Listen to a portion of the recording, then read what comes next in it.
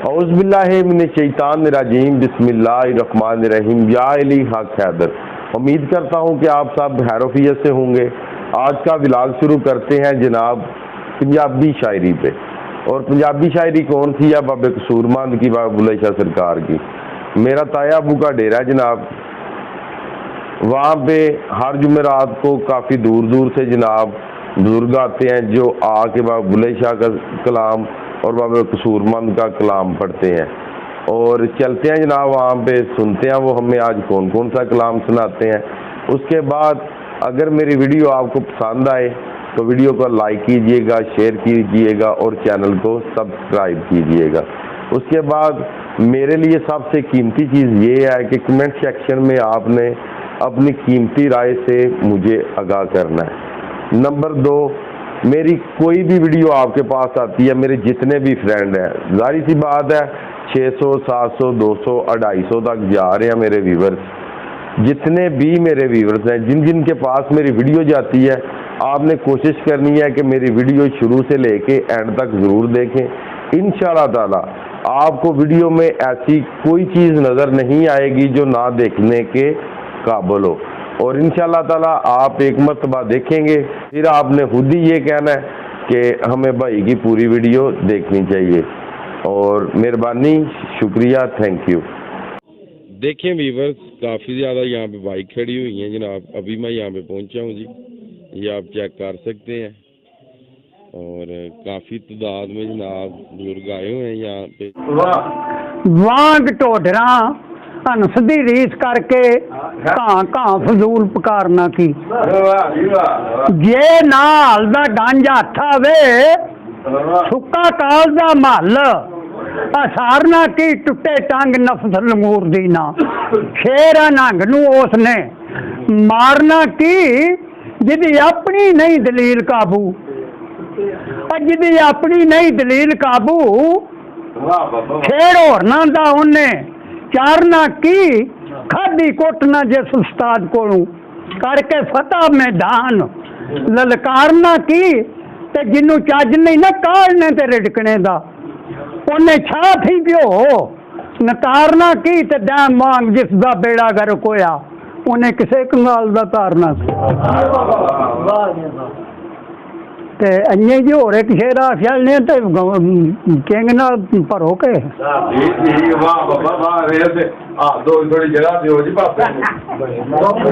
नहीं नहीं, मैं भी हूँ प्याना भी किंग भी बजे ते गाउन के पहला 2 शेर आ लो फिर। अच्छा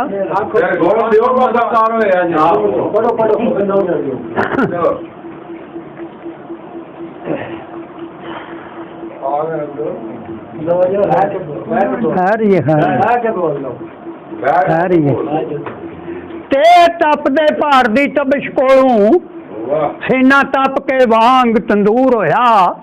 यार बनाया सी असने खेडने लई, वो ते मुख बहानू भी मजबूर होया। आ शीशा लिया सी यार दा मुंह वेखने लई, वो डिग जमीन ते चूर होया। और केड़ा करे नसाफ कसूर मंदा, साडे दूहां चों किदा कसूर होया। ते सज्जन भी बन दुश्मन जांदे जदों बख्तां च पैंदे ने वाल पुट्ठे। सोचां सिद्धियां सोचदा रहे बंदा, तगू लगदे रहन गवेड़ पुट्ठे। आ प्रीता प्रीत मोहब्बतां सीतियां नूं पै जांदे लंगार दरेड़ पुट्ठे। कसूरमंद सुखी वसदियां नूं पै जांदे जो घरां च भेड़ पुट्ठे। ते खे खुशी होवे हसिया तां जांदा, खे खुशी होवे हसिया तां जांदा। सज्जणा बाही नहीं दुख सुनाए जांदे, और दुखा बाही नहीं कालजे छेक पैंदे ते छेकां बाही नहीं मोती परोए जांदे। उत्तर होण ते जग ते ना रहिंदा, पैसे बाही नहीं धोने धोए जांदे। सिर ते बने मुसीबत कसूर मंदा, अंग साख सज्जन सारे टोए जांदे। ते शीन शाह मुल्ला जे तू समझावनी सी, शीन शाह मुल्ला जे तू समझावनी सी। पहले इश्क दी बांग सुनाई कानू, रहना सी कुफर दा नाम जहान उत्ते। अली मौला शमशीर चलाई कानू। ਬੰਦਗੀ ਕੀਤੀਆਂ ਜੇ ਨਿਜਾਤ ਮਿਲਦੀ ਗਰਦਨ ਮਾਮ ਹੁਸੈਨ ਕਟਾਈ ਕਾਨੂੰ ਉਹ ਮਿਲੇ ਫਿਰ ਮੋਮਨਾ ਦੋਜ਼ਖ ਕਸੂਰ ਮੰਦਾ ਫਿਰ ਕਲਮੇ ਨਬੀ ਦੀ ਆਈ ਅਲੀ ਦੁਆਈ ਕਾਨੂੰ ਤੇ ਗੱਲ ਦੂਰ ਦੀ ਏ ਬਾਬੇ ਦਾ ਪੀਰ ਭਾਈ ਸੀ ਉਹ ਵੀ ਗੱਲ ਦੂਰ ਦੀ ਏ ਅਸਰੂਰ ਜਿੱਥੇ ਅਸਦ ਵਾਲਿਆਂ ਦਾ ਉੱਥੇ ਮੇਲ ਹੀ ਨਹੀਂ ਖੇਤੀ ਯਾਰ ਦੀ ਵਿੱਚ ਜੋ ਮੂੰਹ ਪਾਏ ਛੇੜੂ ਰਹਿਣ ਦਿੰਦਾ ਵਿੱਚ ਛੇੜਦੇ ਨਹੀਂ ਭਾਂਡੇ ਉਸ ਵਿੱਚ ਕਰਮ ਦਾ ਖੈਰ ਪੈਂਦਾ ਜਿਹਦੇ ਵਿੱਚ ਤੇ ਖੁਦੀ ਦੀ ਤਰੇੜੀ ਨਹੀਂ ਮੁਨਕਰ ਅਲੀ ਦਾ ਹੋਵੇ ਸਰਦਾਰ ਸਾਈਆਂ ਫਿਰ ਮੁਸਲਮਾਨੀ ਦਾ ਕੋਈ ਗਵੇੜ ਹੀ ਨਹੀਂ ਇੱਕ ਗੱਲ ਹੁੰਦੀ ਲੱਖਾਂ ਵੱਲ ਹੁੰਦੇ ਗੱਲ ਵਾਲਿਆਂ ਨੂੰ ਗੱਲ ਰੜਕ ਜਾਂਦੀ ਸੁਰਤਾਰ ਦਾ ਨਹੀਂ ਸਵਾਲ ਕੋਈ ਸੀਨੇ ਇਸ਼ਕ ਹੋਵੇ ਅੱਗ ਭੜਕ ਜਾਂਦੀ ਮਜਨੂ ਜੰਗਲਾਂ ਦੇ ਵਿੱਚ ਮਾਰੇ ਤਾਰ ਲਾਲਾਂ ਦੇ ਬੰਗਲੇ ਖੜਕ ਜਾਂਦੀ ਮੋਏ ਢੀਕ ਦੇ ਵਿੱਚ ਸਰਦਾਰ ਜਿਹੜੇ ਯਾਰ ਆਵੇ ਤੇ ਲਾਸ਼ ਵੀ ਫੜਕ ਜਾਂਦੀ ਤਾਂ ਮੂੰਹ ਬੋਲ ਕਵੱਲੇ ਨਾ ਬੋਲਿਆ ਕਰ ਮੂੰਹ ਬੋਲ ਕਵੱਲੇ ਨਾ ਬੋਲਿਆ ਕਰ ਹੁੰਦੇ ਖਸਮ ਨਾਰਾਜ਼ ਬੜ ਬੋਲੀਆਂ ਦੇ ਕਾਂ ਸਿਰ ਖਾਏ ਕੋਲ ਠੰਡ ਪਾਏ ਬੜੇ ਫਰਕ ਨੇ ਵਿੱਚ ਬੋਲੀਆਂ ਦੇ ਜਿਹੜੀਆਂ ਖਸਮ ਦੀ ਵਿੱਚ ਰਜ਼ਾ ਰਹਿਣੀ ਕੰਮ ਸੌਰਦੇ ਨੇ ਉਹਨਾਂ ਗੋਲੀਆਂ ਦੇ ਓਏ ਆਪ ਉਦਲੀਆਂ ਖਾਨ ਸਰਦਾਰ ਤੱਕੇ ਸ਼ਰਮਾ ਵਾਲੀਆਂ ਨੂੰ ਉੱਤੇ ਡੋਲੀਆਂ ਦੇ ਚਲੋ ਹਾਂਜੀ ਵੱਜੋ ਹਾਂ ਜਰਾ ਕੋ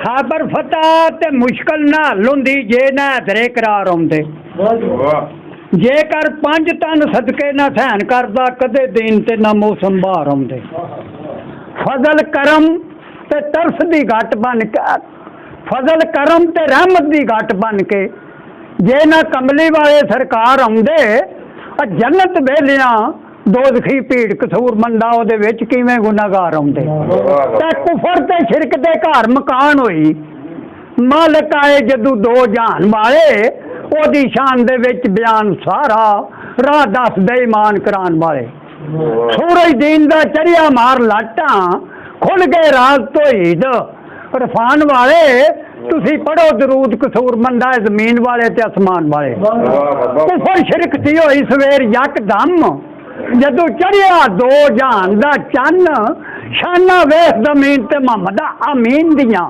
ਟੋਟੇ ਹੋ ਗਿਆ ਸੀ ਅਸਮਾਨ ਦਾ ਚੰਨ ਲੰਬੂ ਜ਼ੁਲਮ ਦੇ ਬੁਝ ਗਏ ਵਾਂਗ ਦੀਵੇ ਜਦੋਂ ਚੜਿਆ ਸੀ ਹੈਦਰ ਦੀ ਸ਼ਾਨ ਦਾ ਚੰਨ ਉਹਦਾ ਮਾਹ ਰਮਜ਼ਾਨ ਤੇ ਈਦ ਕਾਦੀ ਕਸੂਰ ਮੰਦਾ ਜਿਸ ਡਿੱਠਾ ਹੀ ਨਹੀਂ ਆਪਣੇ ਇਮਾਨ ਦਾ ਚੰਨ ਤੇ ਸੂਰਜ ਚੰਨ ਵੀ ਜਿਨ੍ਹਾਂ ਦੀ ਮਨ ਟੁਰਦਾ ਰੱਬ ਉਹਨਾਂ ਤੋਂ ਕਿਧਰੇ ਵੱਖ ਦਸੀ ਨਬੀ ਤੇ ਨਬੀ ਸੀ ਅਲੀ ਦੀ ਖੋ ਵਾਲਾ ਸਾਰੀ ਦੁਨੀਆ 'ਚ ਫੋਲ ਕੇ ਇੱਕ ਦਸੀ ਸ਼ਰਬਤ ਕਾਤਲਾਂ ਨੂੰ ਬਚੜੇ ਰਾਹੇ ਮੌਲਾ ਦਿੰਦਾ ਜਿੱਠਾਈ ਤੇ ਬੇ ਸ਼ੱਕ ਦਸੀ ਭੰਨ ਕੇ ਮਜ਼ਹਬ ਦਾ ਬਾਰਡਰ ਕਸੂਰ ਮੰਦਾ ਨਿਸ਼ਾਨ ਹਾਜ਼ਰੀ ਪਿਆ ਦੀ ਝੱਕ ਦਸੀ ਤੇ ਬੰਦਾ ਸਿਫਤ ਕੀ ਉਸ ਦੀ ਕਰ ਸਕਦਾ ਅਸ਼ਕ ਰੱਬ ਹੈ ਜਿਸ ਹਸੀਨ ਉੱਤੇ ਲੱਖਾਂ ਯੂਸਫੀ ਉਸੜ ਪਏ ਹੋਣ ਸਦਕੇ ਉਹਦੇ ਇੱਕ ਇੱਕ ਬਾਲ ਮੁਹੀਨ ਉੱਤੇ ਉਹਦੇ ਜਿਹਾ ਕੋ ਆਮ ਮਿਸਾਲ ਸੋਹਣਾ ਆਇਆ ਹੋਰ ਨਹੀਂ ਬਣ